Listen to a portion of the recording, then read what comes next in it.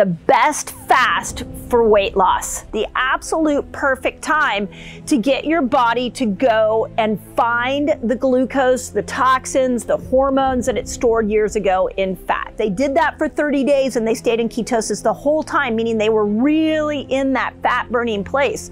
That's a heck of a great tool for you, those of you that are looking to lose weight. So remember that we've got this sugar burner, fat burner system, okay? And in my academy, we do this all the time. This is the way we say goodbye to each other on the Zoom calls. So if you're like, what is this crazy lady doing? I'm gonna explain it to you right now. When we eat, we're accessing food from our sugar burner metabolism. So when you eat things that are really sugary, when you eat things that are really high in toxic oils, you take your blood sugar to a really high level. It's going to take some time for that blood sugar to come down so that you can switch over into the fat burning mode. For this video, I want you to understand why this 36 hours works so magically. So let's say you eat, I'm going to say we eat like a steak and a sweet potato, that's my favorite, and some salad for dinner, and you stop eating at 6 o'clock at night. That starts the clock of your blood sugar coming down. With a good meal like that, within about 8 hours, your body is starting to make this switch over into the fat burner metabolism.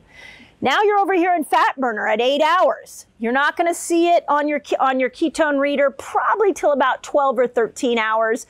But it takes about somewhere between 8 to 13 hours to get you over here into fat burning. So now, boom, you're there 13 hours, 15 hours of fasting, and you're in that fat burner system.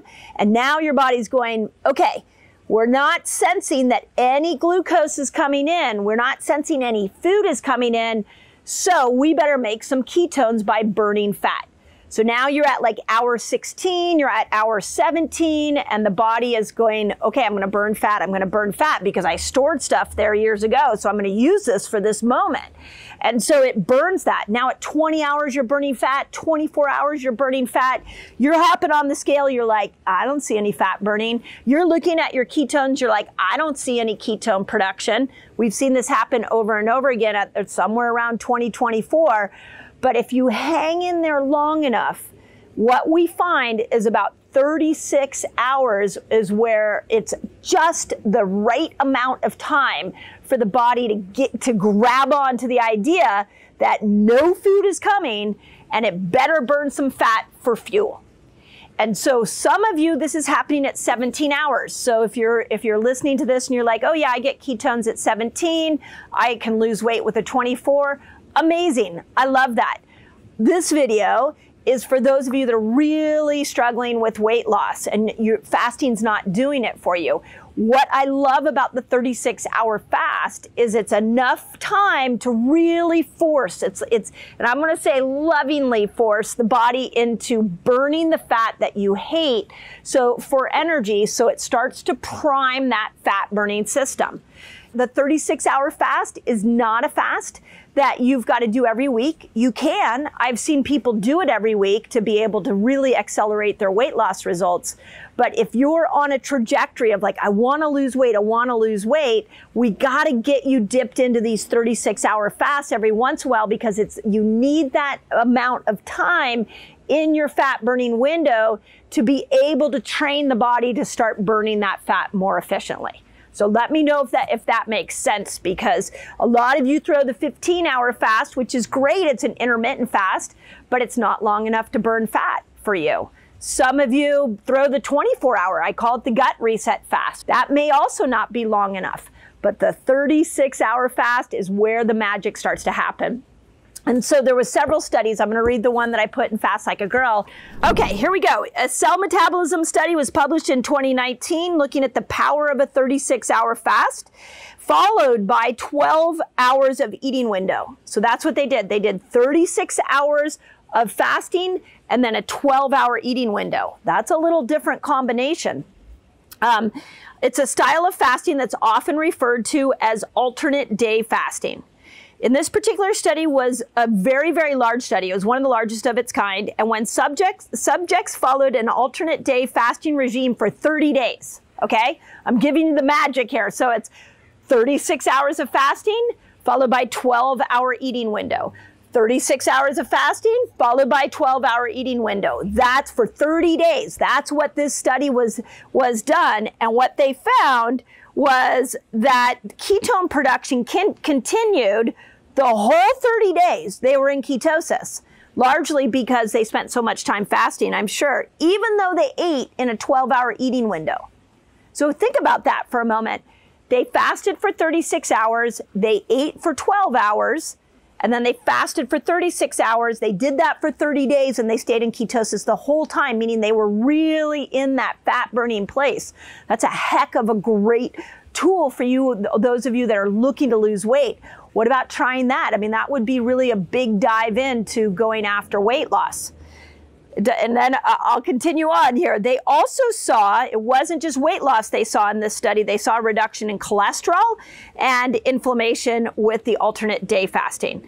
And what was really exciting, probably the most exciting part, and why I put it in the book, was that most of the fat loss, are you ready for this? Those of you who are like, how do I target fat loss? Most of the fat loss was happening around the belly. Okay. Can you see why we love the 36-hour fast? Not only are you training your body to be a better fat burner and more efficient, but if you follow that protocol, that 30-day protocol in there, you are really looking at a massive, incredible approach to losing weight. So, and I know a lot of you come to fasting for weight loss. What I also love about that study is that it really shows that we can bring inflammation down and that we can bring cholesterol down without medication. That was just from fasting. Cell metabolism, pretty cool study. How do we go about preparing for a 36-hour fast so you get the maximum weight loss? Also, how do we break the fast so you keep the weight loss? So here we go. I'm going to break this down as simply as possible. So remember that when we're dealing with the two metabolisms, we've got the sugar burner metabolism and the fat burner metabolism. So the name of the game when we're burning fat with fasting is we're trying to get to the fat burner metabolism as quickly as possible. So we can do that by making sure that we're avoiding some foods and that we're actually adding some foods in that will make our sugar burner system more efficient and therefore move us over to fat burner as quickly as possible. And here are some of the strategies to doing that. So, and it's really cool because I put in here a 30-day fasting reset for you all to follow. Men can follow it too. And what I did is I have a pre-reset in here where you can actually prepare yourself for fasting. So I'm really excited to get that with lists of food. Oh my God, there's so many lists of food in this book. So here's what your pre-reset. What I want you to know is that you want to make sure that you are avoiding some key foods. And most of them are the standard American diet. Most of them are things you're going to find when you walk into your grocery store in the center of your grocery store, all that food in there. If it has a long shelf life, its shelf life is long because they've put chemicals and oils in there to preserve them. Those are going to make it more difficult. Those chemicals and those oils are going to make it more difficult for you to switch over to fat burner. It's going to take you longer. So here are some of the foods that I want you to avoid. Okay, I got to interrupt this video because I have a free guide for you so you can master fasting. It's called A Beginner's Guide to a Fasting Lifestyle. And all you've got to do is click here and you can jump right in. First is I want you to get rid of all the harmful oils. If you don't know what the harmful oils are, they're in the book. A couple of the ones that you're probably eating that you might not be aware of are like vegetable oil, soybean oil, canola oil. Those are kind of the biggies. Second group of foods that you're going to want to avoid before going into that 36-hour fast are the breads, the cakes, the pastas, the cookies, those processed, refined flours. The problem with those is they spike your blood sugar, combine them with like some vegetable oil, and now you've got this blood sugar that's so high, it's going to take a long time for it to come down so that it can switch over into fat burner. But if we eat the same thing where we eat like maybe a piece of chicken and some salad, your your sugar burner system's not going to spike as high. And so therefore you're going to move over to fat burner much quicker.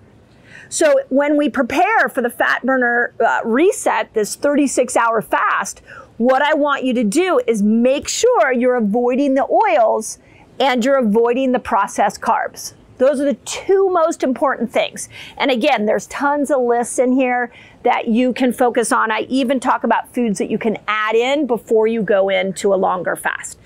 To me, the 36-hour fast is a longer fast. That to me, anything over 24 hours is longer. But if you decide a couple of days leading up to this 36-hour fast that you're going to take the bad oils out and take the refined carbohydrates, you're going to lose more weight when you're in the 36 hours. So let's just start with that concept for a moment. Now, the other part of this is once you go into the 36 hours, you know, the way I do something like this is that the hardest part is when you get to dinner, like it's 7 o'clock, 6 o'clock at night, and you're like, what do I do? I'm hungry perhaps. Just go to bed. Go to sleep, let your body repair. And when you wake up the next morning, a lot of times you're not going to be that hungry. So, you know, if you get to that dinner time and you're struggling, drink some water, have some Element, our favorite mineral pack, and maybe some tea, and go to bed. And then wake up the next morning, you only have about 12 hours at that point to go. When you go to break your fast, I want you to break it with protein. And here's why. You've heard me say this on many other videos, and that's that protein is really going to stimulate something called mTOR.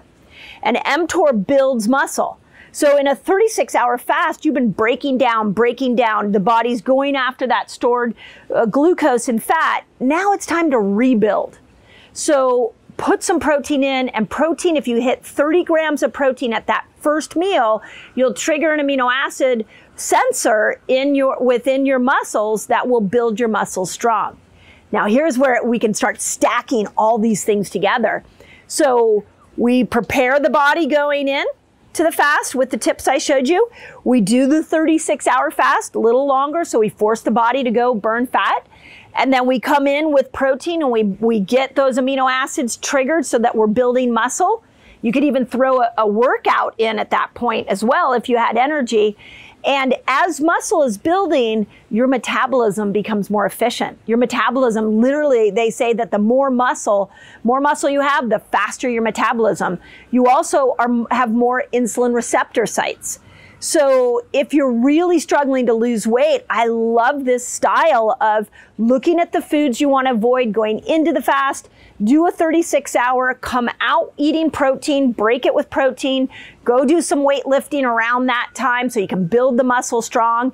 Now you're not just doing like a crash diet, you're actually setting your body up so that the day after you do that scenario, you're more efficient at fat burning. So the weeks following that scenario, you're going to be a better fat burner. That's the whole name of the game here, right? So where diets have failed us is that they're temporary and we have a temporary result. When you look at a 36-hour fast the way I just taught you, what happens is you're literally training your body to be a better fat burner and a better fat burner. Now, last thing I want to tell you is a lot of you have asked me about, well, I don't know what 30 grams of protein looks like. I don't know how to break a fast. I put it all in a book because you've asked me so much. I wanted to make sure you had it. Not only did I do a whole chapter, check this out, Chapter 9, how to break a fast, whole chapter for you on how to break a fast, but I actually put in recipes so that you can start to look, because a lot of people are like, well, yeah, I get what you're telling me, but what does this look like in action? So I have a whole section in my book of recipes. Okay, you're not losing belly fat. I get it. Watch this video so you know exactly how to get rid of your belly fat. So I really want you to remember that cortisol and belly fat, those go hand in hand. So as your belly is growing, it's not always diet related. It can also be stress related.